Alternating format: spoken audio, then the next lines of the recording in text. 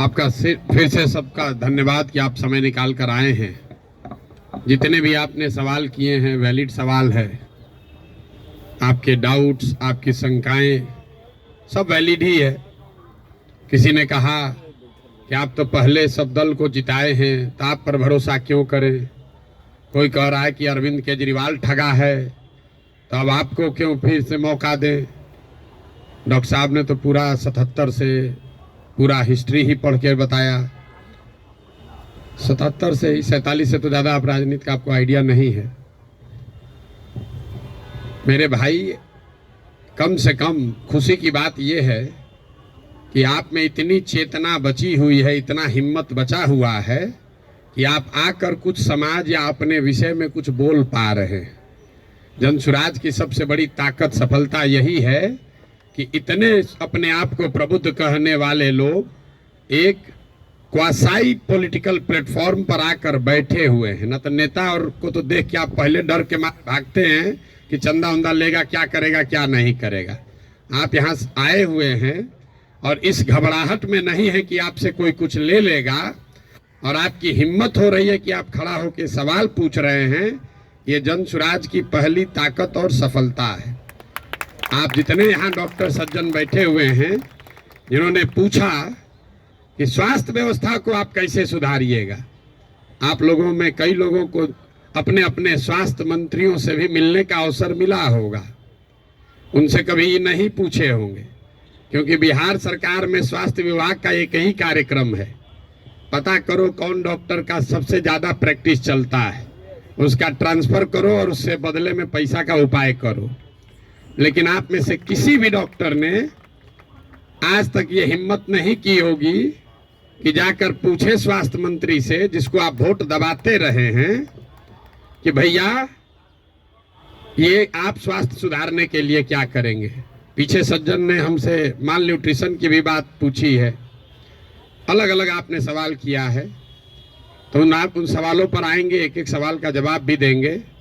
आपकी हमारी दुर्दशा इसलिए है कि बहुत साल पहले, सैकड़ों साल पहले, जो ग्रीस के बड़े दार्शनिक प्लेटो ने कहा कि if you do not participate in democracy, be ready to be ruled by your inferiors. अगर समाज में, राजनीति में आप भागीदार नहीं बनोगे तो इस बात के लिए तैयार रहो कि कोई मूर्ख आदमी राजा बनकर आप पर शासन करेगा। तो बिहार की जो दुर्दशा है वो इसीलिए है कि आप चाहे डॉक्टर हैं या व्यवसायी, अपने आप को सो कॉल्ड प्रबुद्ध कहने वाले लोगों ने राजनीति और राजनीति करने वाले व्यवस्था से अपने आप को अलग कर लिया है। और आप सोच रहे हैं कि जो आदमी शराब का व्यापार करता है, जो बालू माफिया है, वो आकर बढ़िया स्वास्थ्य व्यवस्था काहे नहीं बना रहा। ये कोई रॉकेट साइंस नहीं है मेरे भाई। आप बालू माफिया को स्वास्थ्य मंत्री बनाओगे तो उससे स्वास्थ्य व्यवस्था नहीं सुधरेगा। तो अगर आप गलत आदमी का चुनाव करेंगे तो गलत ही होगा। अब मैं शुरुआत करूंगा भाई साहब के सवाल से, क्योंकि इन्होंने वो व्यक्तिगत एक सवाल उठाया है कि आप अब बहुत बड़े ज्ञानी बन रहे हैं, आप ही तो इन लोगों को बढ़ाए। ठीक तो बात है मेरे भाई, हमको आप बहुत ज़्यादा क्रेडिट दे रहे हैं। कोई किसी को बना नहीं सकता है। हाँ, ये जरूर बात है कि पिछले 10 बरस में इनमें से कई नेताओं को, दलों को बढ़ाने में हमने कंधा लगाया है। नीतीश कुमार को हमने नहीं बनाया है, लेकिन नीतीश कुमार का जब दुर्दिन हुआ था तो उनको जिताने में मदद की थी, तो वो उसका उतना दोष हमारा है। लेकिन आप यहाँ आज क्यों आए? आप प्रशांत किशोर को सुनने नहीं आए, आप किसी साधारण डॉक्टर के लड़के को सुनने नहीं आए हैं। आप यहाँ इसलिए भी नहीं आए हैं कि हम 2 बरस से पैदल चल रहे हैं। हम 20 बरस पैदल चलेंगे तो एक डॉक्टर अपना 1 मिनट समय नहीं छोड़ेगा। आप इसलिए आए हैं कि 10 बरस हमने वो काम किया है, समाज में लोगों को पता है कि ये आदमी अच्छा है, खराब है, इस आदमी को राजनीति का समझ है। अगर पैदल चल रहा है तो कुछ न कुछ सोचिए कि चल रहा होगा। ये अपने आप को बड़ा मत बनाइए, अपने आप को पेडेस्टल पर मत बैठाइए। हम जब पैदल चलते हैं, लोग दुकान में, दलान में बैठ के हंसता है, क्या ही चलने से कुछ होगा बिहार में। फिर भी हमारे पास आता है, इसलिए आता है कि उसको डर है कि ये प्रशांत किशोर चल रहा है। और वो डर इसलिए है कि 10 बरस हमने वो काम किया है जो आप कह रहे हैं। मैं इसका रेफरेंस क्यों दे रहा हूं? क्योंकि मैं किसी मुख्यमंत्री का लड़का नहीं हूं, मैं किसी प्रधानमंत्री का लड़का नहीं हूं, मैं एक साधारण डॉक्टर का लड़का हूं और मेरा काम ही मेरा पहचान है। वो काम किए हैं तब आज हमको सुनने आए हैं। हम आपको ज्ञान देंगे कि कैसे चुनाव होगा, आप सुनिएगा। अगर हमने 10 बरस वो काम नहीं किया होता आप वो बात नहीं सुनते। लेकिन लालू यादव का लड़का, राजीव गांधी का लड़का अगर आकर आपको ज्ञान दे तो चाहे जीवन में एक भी चुनाव न जीता हो, आप उसकी बात को खूब गौर से सुनिएगा, क्योंकि वो बड़े बाप का लड़का है। तो ये आप बात समझिए कि हमने उनको बनाया नहीं है, और अगर बनाया है तो उसको सुधारने का भी जिम्मा हम ही लेकर चल रहे हैं। आप कुछ नहीं कर रहे हैं। आप पहले भी कमेंट्री कर रहे थे, अभी भी कमेंट्री कर रहे हैं। किसी ने कहा आप पर भरोसा कैसे करें? आप पढ़े लिखे व्यक्ति हैं, अपने आप को प्रबुद्ध बताते हैं। आपसे ज्यादा तो गांव वाले जानते हैं जनसुराज के बारे में। 2 बरस से हम गांव गांव में घूमकर हमारे वोकल कॉर्ड में गांठ पड़ गया। ये बताते बताते कभी जीवन में हमने किसी से वोट नहीं मांगा। हम लोगों को यही बता रहे हैं कि हम पर भरोसा मत करो, किसी दल पर भरोसा मत करो, अपने बच्चों के लिए जगो, वोट अपने बच्चों के लिए दो। गांव वाले को बता रहे हैं, उसको समझ में आ रहा है, लेकिन यहाँ के आदमी को समझ में नहीं आएगा। और आप उससे बेहतर नहीं हैं। ये पढ़े लिखे लोगों को भ्रम है कि हम लोग बड़ा अच्छा है। बिहार का दुर्दशा इसलिए है कि यहाँ का लोग पढ़ा लिखा नहीं है। तो 2-3 ये जो राजनीति का भ्रम है वो आपको दूर कर देते हैं। बहुत लोगों को लगता है कि जो पढ़ा लिखा नहीं है इसलिए बिहार का दुर्दशा है। इस भ्रम को बिल्कुल दिमाग से हटा दीजिए। जितनी गलती पढ़े लिखे लोग कर रहे हैं उससे कम गलती अनपढ़ लोग कर रहे हैं। जितनी अगर जाति की बात ले लीजिए, हिंदू मुसलमान की बात ले लीजिए, भ्रष्टाचार की बात ले लीजिए, तो पटना में जितने लोगों को आप जिता रहे हैं, पीछे के लोग तो फिर भी उलट पलट रहे हैं। पटना का विधायक पिछले 20-20 बरस से चुनाव नहीं हारे हैं लोग। और पटना की क्या दुर्दशा है आप लोगों को पता है। तो पढ़ा लिखा वोटर कहीं इस बात का प्रमाण नहीं है। जब देश आजाद हुआ तो इस देश में कुल 18% लोग साक्षर थे, 82% लोग निरक्षर थे। 82% इलिटरेट समाज ने गांधी को अपना नेता बनाया, अंबेडकर को, नेहरू को, पटेल को, बोस को चुना। आज पेपर पे बिहार में 77% लोग पढ़े लिखे हैं, और आपने पिछले 30 बरस में किसको नेता बनाया है ये आपको हमको बेहतर पता है। इस बात का प्रमाण नहीं है कि पढ़ाई लिखाई से आप अच्छा वोटर बन जाएंगे। मनमोहन सिंह जी देश में जीवन में सिर्फ एक ही बार चुनाव लड़े, दक्षिण दिल्ली से चुनाव लड़े, और बीजेपी के एक साधारण कार्यकर्ता से चुनाव हार गए। बीजेपी के एक साधारण कार्यकर्ता ने मनमोहन सिंह जैसे बड़े इकोनॉमिस्ट को चुनाव हरा दिया। और वो चुनाव झंझारपुर से नहीं लड़े, वो चुनाव मधुबनी से नहीं लड़े, बिहार से नहीं लड़े कि जाति पर सब वोट पड़ता है। दक्षिण दिल्ली के उस लोकसभा से लड़े जहां पर सबसे ज्यादा पढ़े लिखे, सबसे ज्यादा high capita per capita income वाले लोग वोटर हैं। उन्होंने मनमोहन सिंह जैसे बड़े इकोनॉमिस्ट को छोड़कर एक साधारण कार्यकर्ता को चुना। इसका कोई प्रमाण नहीं है। हम लोग घर में कहते हैं कि हमारी दादी पढ़ी लिखी नहीं थी लेकिन बड़ा समझदार थी। लड़का पढ़ लिख गया है लेकिन बड़ा लंपट है।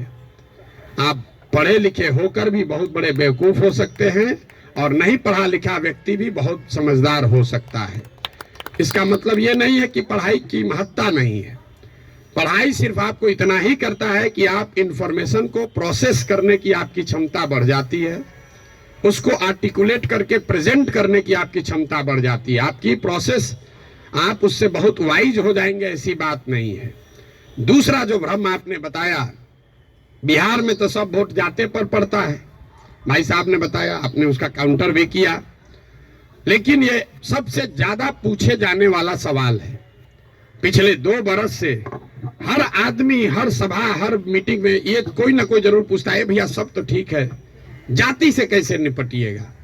तो पहली बात तो ये समझिए कि जाति जो है वो सिर्फ बिहार की सच्चाई नहीं है, जाति पूरे भारत की सच्चाई है, यहाँ के समाज की सच्चाई है। जाति की महत्ता जितनी बिहार में है, इतनी ही आंध्र प्रदेश में है, इतना ही कर्नाटक में है, इतना ही गुजरात में है, इतना ही यूपी में है।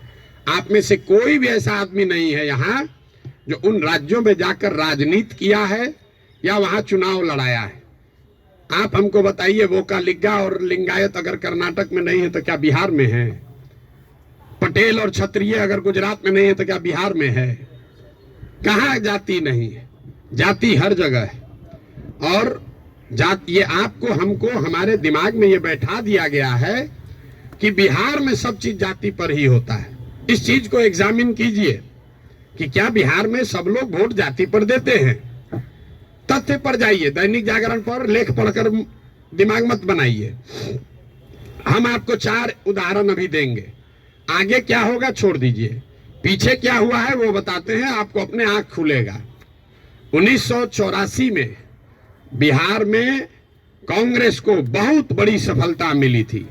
करीब करीब उस समय बिहार झारखंड जो एक साथ था, 54 में 53 सांसद कांग्रेस के जीते थे। यहाँ बैठे जितने साथी हैं उनसे पूछूंगा उस समय कांग्रेस को कैसे वोट पड़ गया। राजीव गांधी के जाति के बहुत लोग तो नहीं रहते हैं बिहार में, तो आप बताएंगे कि वोट राजीव गांधी को नहीं पड़ा, वो तो इंदिरा गांधी की मृत्यु हुई। उस मृत्यु से जो सहानुभूति की लहर बनी उसमें जाति पाति छोड़कर सबने कांग्रेस को वोट दिया। सब लोग मुड़ी हिला रहा है, उसको लिख लीजिए। फिर पूछेंगे 1989 में इसी बिहार में क्या हुआ? बीपी सिंह जी के नेतृत्व में कैसे पूरा जनता दल बिहार जीत गया? आप में से ज्यादातर लोग बताएंगे कि जनता दल को वोट नहीं पड़ा। वोट उस समय पड़ा बोफोर्स के नाम पर। बहुत बड़ा एक माहौल बन गया था भ्रष्टाचार के खिलाफ। लोगों ने कहा राजा नहीं फकीर है, देश का तकदीर है। सब ने जाकर बीपी सिंह को वोट दिया। इसको भी नोट कर लीजिए। फिर आपसे पूछेंगे 2014 में क्या हुआ? मोदी जीत गए, भाजपा कैसे जीत गया बिहार में? तो आप कहेंगे भाजपा का तो कोई ताकत ही नहीं था। वोट भाजपा को नहीं पड़ा, मोदी को पड़ा। मोदी के नाम पर ऐसी लहर बन गई कि समाज के हर वर्ग ने जाकर मोदी को वोट दिया। फिर आपसे पूछेंगे 2019 में क्या हुआ? तो लोग बताएंगे यहाँ राजनीति तो सब बात करता है कि भैया एकदम कांटे का मुकाबला था। ये जो पुलवामा हुआ ना, उसके बाद समझिए कि हर जात का आदमी जाकर मोदी को ही वोट दे दिया। इन चारों चुनावों को आप कागज में लिख लीजिए। 84 एक घटना है, किसी बड़े नेता की मृत्यु और उससे उपजी हुई सहानुभूति की लहर। 89 एक विषय है, भ्रष्टाचार, बोफोर्स और उससे बनी हुई लहर। 2014 में एक व्यक्ति है मोदी, जिसके प्रभाव की लहर। और 2019 पुलवामा राष्ट्रवाद की लहर। ये आपको क्या बताता है? अगर कोई व्यक्ति, अगर कोई विषय, अगर कोई घटना, अगर कोई विचारधारा समाज के इमेजिनेशन को कैप्चर कर ले तो समाज में ये ताकत है कि वो जातियों से ऊपर उठकर वोट करता रहा है। आगे करेगा कि नहीं छोड़ दीजिए, करता रहा है। फिर भी आपको लग रहा है कि ना भैया यहाँ तो जातीय पर होता है, आप क्या एग्जाम्पल दे रहे हैं? तो हम आपको बता रहे हैं आपको क्यों लगता है। हमने कई चुनावों का उदाहरण आपको नहीं दिया, 4 ही का दिए। उन चुनाव में क्या हुआ? जब लड़ने वाला व्यक्ति या चुनाव, उसमें कोई ऐसी बड़ी घटना ना हो, कोई नया विकल्प ना हो, कोई चेहरा ना हो, कोई विषय ना हो, दोनों लड़ने वाले एक ही जैसे दिख रहे हैं, तो समाज भी कहता है भैया दोनों तो एक जैसा है, चलो अपने जाते को दे देते हैं। तो ज्यादातर समय जो चुनाव हुआ है पिछले 30-40 वर्षों में, वो कोई डिफरेंशिएटर नहीं रहा है। तो जिसको मीडिया कहता है लहर वाला चुनाव नहीं है। अब आप कहिएगा तो लोकसभा का चुनाव का एग्जाम्पल दिए हैं, विधानसभा में ऐसा नहीं होगा। विधानसभा का एग्जाम्पल देख लीजिए। 2010 में नीतीश कुमार और भाजपा इसी बिहार में 206 विधानसभा जीतकर सरकार बनाए। उस समय नीतीश और भाजपा के गठबंधन में मोदी जी नहीं थे। मोदी जी का नाम इतना बड़ा नहीं था, अमित शाह नहीं थे, भाजपा की इतनी ताकत नहीं थी। उनके सामने उनका मुकाबला था लालू जी के गठबंधन से, जिसमें लालू जी थे, कांग्रेस थी और रामविलास पासवान जी थे। लालू जी की ताकत आज के तेजस्वी यादव से तो निश्चित तौर पर ज्यादा थी 2009 में। रामविलास जी की ताकत उनके लड़के से ज्यादा थी, और कांग्रेस भी उस समय 2009 में देश में सत्ता में थी। इसके बावजूद 2010 के चुनाव में एनडीए को, नीतीश और भाजपा को 206 सीट आया। वही गठबंधन जब वो 2020 में लड़े तो इस बार भाजपा के साथ मोदी भी हैं, अमित शाह भी हैं, देश में भाजपा की ताकत बढ़ी भी है। दूसरे साइड एनडीए में अब लालू जी के जगह तेजस्वी जी आ गए थे। रामविलास जी का दल तो उस गठबंधन में था ही नहीं, और कांग्रेस की भी ताकत कमी हुई। लेकिन एनडीए गठबंधन को 125 सीट भी मिलने में दम निकल गया। क्यों? क्या एनडीए को वोट देने वाले सारे जाति के लोग बिहार छोड़कर चले गए? नहीं, ऐसा इसलिए हुआ कि 2005 से लेकर 2009 की जो पहली सरकार नीतीश की चली थी, समाज का हर वर्ग ये समझता था कि नहीं, इसमें कुछ न कुछ काम हुआ है। तो जातीय समीकरण भी था और काम भी था, तो 206 सीट आया। लेकिन उसी बिहार में जब नीतीश का काम खराब हुआ तो उसी एनडीए गठबंधन को 125 सीट आया। आपको लोकसभा का उदाहरण दिया, विधानसभा का उदाहरण दिया, अब आपको मुखिया का उदाहरण दे देते। पिछले बार मुखिया के चुनाव में बिहार में 80% मुखिया चुनाव हार गया है, 80%, और वार्ड सदस्य करीब करीब 95%। सब लोग अपने जाति से जीत कर आए थे। कैसे हार गए चुनाव? ये भ्रम मत पालिए कि जाति से ही सब होता है। अगर सिर्फ जाति से, फिर कहेगा भैया कैसे आप हो सकता है? बिहार में नीतीश कुमार के जाति के कितने लोग रहते हैं? 2-2.5% रहते होंगे। लालू जी के जाति के कितने लोग रहते हैं? 15% लोग रहते हैं। आप पूरे भारतवर्ष में जो कहीं भी जहां भी मुख्यमंत्री है, आंख बंद करके जाके देख लीजिएगा, कोई भी ऐसा आदमी किसी राज्य में मुख्यमंत्री नहीं है जो वहां के जाति की, जिसके जाति की संख्या सबसे ज्यादा है। ये उल्टा चलता है। ये आपको हमको लगता है कि जिसका जाति संख्या ज्यादा रहेगा मुख्यमंत्री बन जाएगा। जिसकी जाति की संख्या सबसे ज्यादा हो, उस जाति के आदमी को वो राज्य जीतना करीब करीब इम्पॉसिबल है, नहीं जीत सकता है।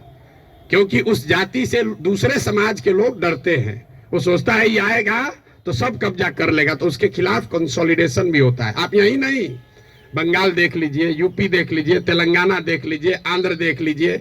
आंध्र प्रदेश में भी नायडू जीत कर आए, कंबक कम्युनिटी के हैं, उसकी जाति की संख्या 6% है। बगल में योगी जी हैं, राजपूतों की संख्या 4% है। उसके बगल में मध्य प्रदेश में यादव जी हैं, उनकी संख्या 5% से कम है। राजस्थान देख लीजिए, आप कहिए वो तो भाजपा का है, जितना रीजनल पार्टी है सबका उठाकर देख लीजिए, कहीं पर भी जिस जाति की संख्या सबसे ज्यादा है उसका नेता मुख्यमंत्री नहीं है। अब फिर यहाँ गलथेथाई का आदत है, कहेगा ना नीतीश तो पिछड़ा का नेता है। तो भाई अगर कोई नीतीश जी पिछड़ा का समीकरण गोलबंदी कर सकते हैं तो आप भी कर सकते हैं। आपको कौन रोका है? किसने रोका है कि कुशवाहा का जाति का कोई नहीं कर सकता है, या कोई ब्राह्मण नहीं कर सकता है, कोई राजपूत